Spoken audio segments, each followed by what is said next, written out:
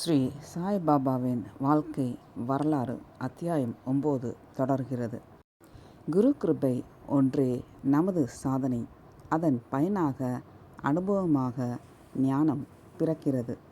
குறிப்பு: மேலே கூறப்பட்டுள்ளது பாபாவின் மார்க்கம் பற்றிய சரியான விளக்கம். அதுவே குரு கீதை செய்யுள்கள் 101, 126, 179, 189 போன்றவற்றில் குரு மார்க்கம் என கூறப்பட்டுள்ளது. குரு மார்க்கம் என்பதை குருவிடம் விசுவாசம், பக்தி ஆகியவையே எந்த ஒரு பலனையும், முக்தி அல்லது பிரம்ம ஐக்கியம், சச்சிதானந்தம், சம்சாரத்தை கடத்தல் உட்பட எல்லா பலன்களையும், யோக சித்திகள், இகத்தில் நல்வாழ்வு ஆகியவற்றையும் பெறுவதற்கான ஒரே சாதனம் என்ற பக்தி வழி என விளக்கி கூறலாம். இங்கே சமய ரீதியான முன்னேற்றம் காண குரு கீதை ஸ்லோகங்கள் 82, 304, 5 பொருத்தமானவை என பாபா எடுத்து காட்டியுள்ளார். ஒரு காடு போன்ற அடர்த்தியான ஆன்மீக களத்தில் உள்ளும் புறமும் நன்கு பழக்கப்பட்ட ஒருவரே வனச்சாரி. நான்காவது நபரான பாபா ஒரு வழி காட்டுபவர் அவசியம். புத்தக அறிவின் அடிப்படையிலான பேச்சு ஒருவருக்கு இறைஞானம், ஆத்ம ஞானம் பெற எந்த விதத்திலும் உதவாது என்பதை உணர்ந்து கொண்டவர். எல்லாவற்றுக்கும் மேலாக இந்த விஷயம் அறிவு சம்பந்தப்பட்டதல்ல. ஒரு ஜீவாத்மா தன்னை அறியும் நிலைக்கு எப்படி உயர்த்தப்படக்கூடும் எனும் பிரச்சனை இது. சீடன் அல்லது மாணாக்கனுடைய ஆத்மா முழுவதையும் எப்படி உருவாக்குவது என்ற முக்கியமான விஷயம். ஆகவே இங்கே அவசியமானது வினயம், கிரகிக்கும் தன்மை. ஒரு குருவின் உதவியுடன் அடைந்துவிட தீவிர ஆசை. ஆகவே ஒரு குருவை ஏற்று அவரிடம் எல்லாவற்றையும் அர்ப்பணிக்க தயாராக இருப்பது ஆகியவை. இதுவே பாபா கூறியது. எல்லாவற்றையுமே, தன் மன், தன் உடல், பொருள், ஆவி ஆகிய எல்லாவற்றையுமே பாபா தியாகம் செய்து குருவிடம் வைத்திருந்த அத்தியந்த பக்தியின் காரணமாக அவருடைய பாதங்களில் சமர்ப்பித்து விட்டார்.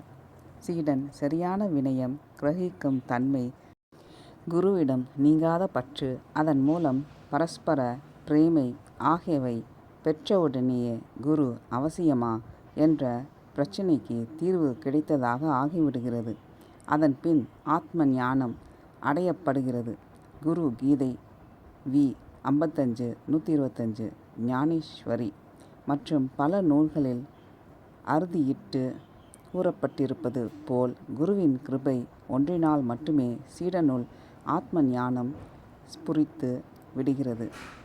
பாபா இந்த விருத்தாந்தத்தை மிகவும் ஏற்றதான முறையில் கீழ்க்கண்டவாறு கூறி பூர்த்தி செய்கிறார். திருமொழி 175. குரு கிருபை ஒன்றே நமது சாதனை. அதன் பயனாக அனுபவமாக ஞானம் பிறக்கிறது. நமக்கு மிகவும் அவசியமான ஒன்று குருவே என்று கருதுபவனே வெற்றி பெறுகிறான்.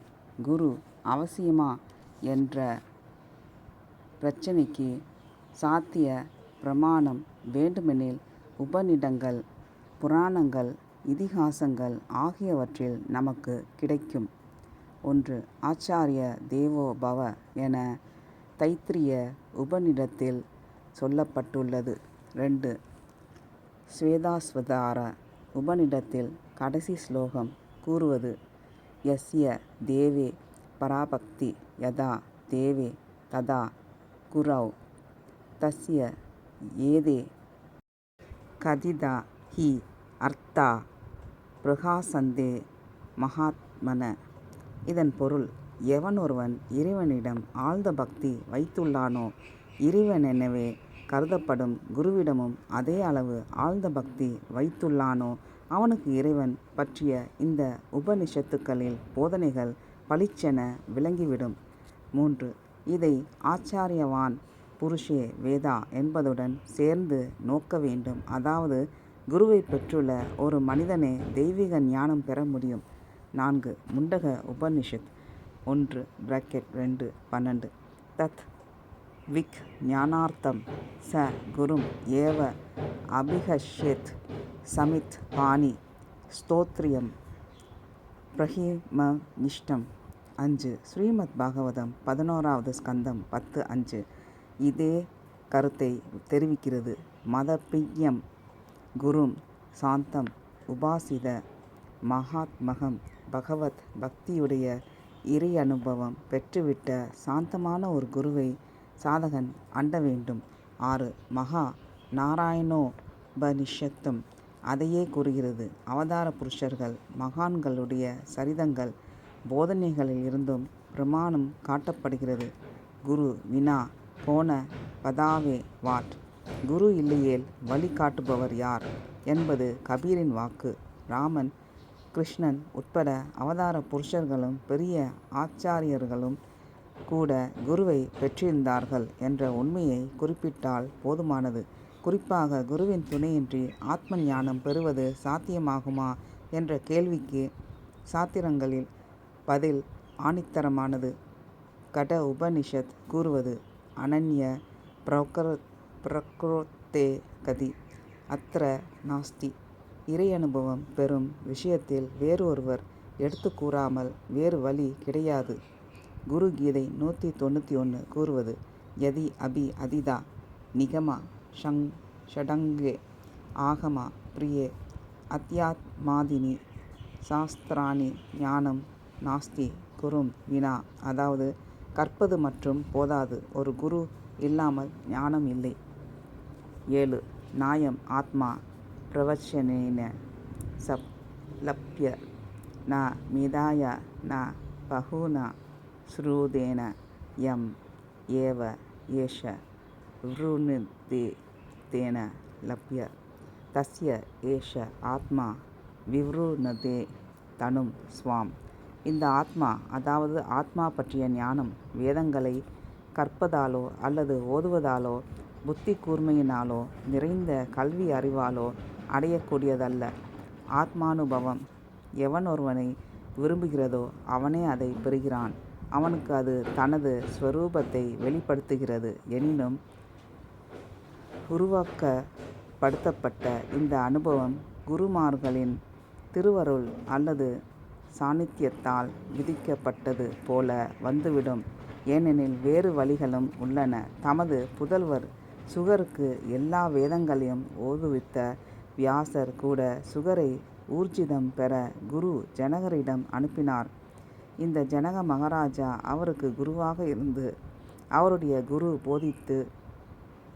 போதித்தது வேதங்களில் விளக்கப்பட்டது ஆகியவை சுகர் உண்மையிலேயே தம்மிடம் பெற்றிருக்கும் ஆத்மானுபவமே என்பதை அவருக்கு புரிய வைத்தார். ஒருவர் பெற்ற ஆத்ம ஞானத்தின் மீது அத்தகையதோர் முத்திரை பதிக்கப்படாவிடில் அந்த ஆத்மானுபவம் நிறைவு பெற்றதாகாது. இந்த சந்தர்ப்பத்தில் நாமதேவர் பற்றிய ஒரு கதை அடிக்கடி கூறப்படுகிறது. குரு கீதை வி 303, 304 ஸ்லோகங்களும் இக்கருத்தை அனுசரித்து பேசுகின்றன. நாமதேவர் விட்டலரின் தீவிர பக்தர். அவருக்கு விட்டலருடைய சாட்சாத்காரம் அடிக்கடி கிடைக்கும். விட்டலர் அவருடன் பேசுவதும் உண்டு. ஆகவே தமக்கு பூரணமான இறை அனுபவம் ஆத்மானுபவம் கிட்டிவிட்டது என்றும் ஆன்மீக ரீதியாக அவர் பெற வேண்டியது வேறு எதுவும் இல்லை என்றும் நாமதேவர் எண்ணிவிட்டார். உள்ளத்தில் அத்தகைய தவறான கருத்துக்களுடன் ஒரு சமயம் சாதுக்கள் கூடியிருந்த ஒரு இடத்திற்கு சென்றார். அங்கே மற்றொரு மகானான கோராகும்பர் குழுமியிருந்த சாதுக்கள் ஒவ்வொருவரையும் பக்காவா அல்லது கச்சாவா, அதாவது அனுபவம் பெற்றவரா அல்லது பெறாதவரா என சோதித்து பார்க்க விரும்பினார். பக்கா அல்லது பதாமாகிவிட்ட பானை ஒரு மரத்தடியால் தட்டப்பட்டால் ஒரு உயர்ந்த நாத ஒலி எழுப்பும். கச்சா அல்லது பதமாகாத அல்லது அரைப்பதமாக பானை தட்டப்பட்டால் ஒரு சத்தம்தான் எழும். தமது சிறு குறுந்தடியுடன் கோராகும்பர் வலம் வந்து ஒவ்வொரு சாதுவின் தலையிலும் தட்டிவிட்டு பக்கா பக்கா என கூறுவார். அவர் நாமதேவர் அருகில் வந்தபோது பயந்துவிட்ட நாமதேவர் தடியால் அடிக்கப்படுவதை விரும்பவில்லை. ஆகவே அவர் அங்கிருந்து எழுந்து போய்விட்டார். அப்போது கோராகும்பர் கச்சா கச்சா, அதாவது ஞானம் பெறாதவர் என கூறிவிட்டார். கூடியிருந்த அனைவரும் நாமதேவர் ஞான முதிர்ச்சி அடையாதவர் என தீர்மானித்தனர். ஏனெனில் அவருக்கு ஒரு குரு இருக்கவில்லை. நாமதேவர் விட்டலரிடம் சென்று முறையிட்டார். விட்டலரோ உண்மையிலேயே அவர் கச்சாதான் என கூறிவிட்டார். விட்டலரின் சாட்சாத்காரமே போதுமானது என நாமதேவர் எண்ணினார். ஆனால் விட்டலரோ அப்படி இல்லை. அவர் பூரண இறை அனுபவம் பெறுவதற்கு முன் ஒரு குருவை அண்ட வேண்டும் என பதிலளித்தார். ஏனெனில் தற்போது அவர் விட்டலர் ஒருவரிடம் மட்டுமே இறைவனை காண்கிறார், மற்ற வடிவங்களில் அல்ல. அவரால் காணும் ஒவ்வொரு உருவத்தையும் தெய்வமாக பார்க்க முடியவில்லை. பகவான் விட்டல் அவரை ஒரு குரு விசோபா கேசரிடம் போகும்படி பணித்தார். நாமதேவர் விட்டலருக்கு ஒரு சவால் விடுத்தார். விட்டலர் எந்த வடிவில் வேண்டுமானாலும் வரட்டும், நாமதேவர் அவரை அடையாளம் கொண்டு விடுவார் என்பதே சவால். பின்னர் ஒரு சமயம் விட்டலர் ஒரு ஹரிஜன் உருவை தரித்து வந்து ஒரு பானையில் அப்போது வெட்டப்பட்ட ஒரு மாட்டின் இறைச்சியை வேக வைத்து கொண்டும் பின்னர் தன் குழந்தையையுமே சமைக்கலானார். நாமதேவர் திகிலடைந்து விட்டார். ஹரிஜன் உருவில் வந்தது விட்டலரே என கண்டுகொள்ள முடியாத நாமதேவர் விட்டலரிடம் வந்து அவர் கூறியபடி ஏன் தம்மை சோதிக்க வரவில்லை என கேட்டார். தாமே அந்த ஹரிஜன் என விட்டல் கூற பயந்து போன நாமதேவர் இன்னும் ஒரு முறை சோதிக்க வேண்டுமென கேட்டுக்கொண்டார். அடுத்தபடியாக நாமதேவரிடம் ஒரு மரத்தடியில் அமர்ந்து பூஜை செய்யும்படியும் அங்கே விட்டல் வருவார் எனவும் கூறப்பட்டது. விட்டலர் வரவில்லை. ஆனால் குதிரை மீது ஏறி வந்த ஒரு முகமதியன் அவர் வைத்திருந்த விக்கிரகங்களை எல்லாம் மிதித்துவிட்டு குதிரையுடன் அருகிலிருந்த குட்டைக்கு நீர் அருந்த சென்று விட்டான். அவன் நாமதேவரை பயங்கரமாக முறைத்து பார்த்துவிட்டு சென்றான். இரண்டாவது நாள் நாமதேவர் விட்டலரிடம் தம்மை சோதிக்க அவர் வரவில்லை என முறையிட்டார். விக்கிரகங்களை மிதித்துவிட்டு சென்ற முகமதியனே விட்டலன் என அவர் பதிலளித்தார். தாங்கள் விக்கிரகங்களை உடைப்பீர்களா என வியப்புடன் கேட்டார் நாமதேவர். ஆம் என பதிலளித்த விட்டலர் எல்லா உருவங்களிலும் இறைவனை காணும் அனுபவம் பெற நாமதேவரை விசோபா கேசரிடம் போகும்படி கூறினார். நாமதேவரும் அவ்வாறே விசோபா கேசரிடம் சென்றார். அங்கே அவர் பார்த்தது நாமதேவரை திகைக்க வைத்தது. தொண்டு கிழவரான சேகர் செருப்புக்கள் அணிந்து தமது பாதங்களை பூஜிக்கப்பட வேண்டிய ஒரு கல்லாலான லிங்கத்தின் மீது வைத்திருந்தார். நாமதேவர் அவரிடம் மக்கள் வழிபடும் லிங்கத்தின் மீதிருந்து பாதத்தை அகற்றி வேறு எங்காவது வைத்து கொள்ளும்படி வேண்டிக் கொண்டார். அவரோ நாமதேவரே மெலிந்து துவண்டு போயிருந்த தமது கால்களை தூக்கி லிங்கம் இல்லாத ஒரு இடத்தில் வைக்கும்படி கேட்டுக்கொண்டார். நாமதேவர் உடனே அவருடைய அழுக்கேறிய பாதங்களை தூக்கி 2-3 அடிகள் தள்ளி வைத்தார். அங்கே பாதத்தை வைத்தவுடன் அதன் கீழ் ஒரு லிங்கம் எழுந்தது. மற்றொரு இடத்திற்கு பாதத்தை மாற்ற அங்கேயும் ஒரு லிங்கம் கிளம்பியது. நாமதேவருக்கு மிக்க ஆச்சரியம். அப்போது குருதேவர் கூறினார், என் செருப்பு மதிக்க தகாதது. லிங்கம் ஒன்றே இறைவன் என்பது உன் எண்ணம். இந்த தவறான அபிப்பிராயத்தை, தவறான கருத்தை போக்கிக் கொள்ளவே நீ இங்கே அனுப்பப்பட்டுள்ளாய். விசோபா கேசருக்கு சிறிது காலம் பணிவிடை செய்துவிட்டு நாமதேவர் திரும்பிச் சென்றார். அப்போது அவர் பக்காவாக இறை அனுபவம் பெற்றுவிட்டது. விட்டலரின் சோதனை மூலம் நிரூபணமாகிவிட்டது. ஆச்சாரம் மிகுந்த தமது இனத்தாருடன் நாமதேவர் ஒரு விருந்துண்ண அமர்ந்தார். இலைகள் விரிக்கப்பட்டு பதார்த்தங்கள் பரிமாறப்பட்டன. அப்போது எங்கிருந்தோ ஒரு நாய் ஓடி வந்து நாமதேவருடைய இலையிலிருந்து ஒரு ரொட்டியை கடித்து கவ்வி சென்றவாறு ஓடிவிட்டது.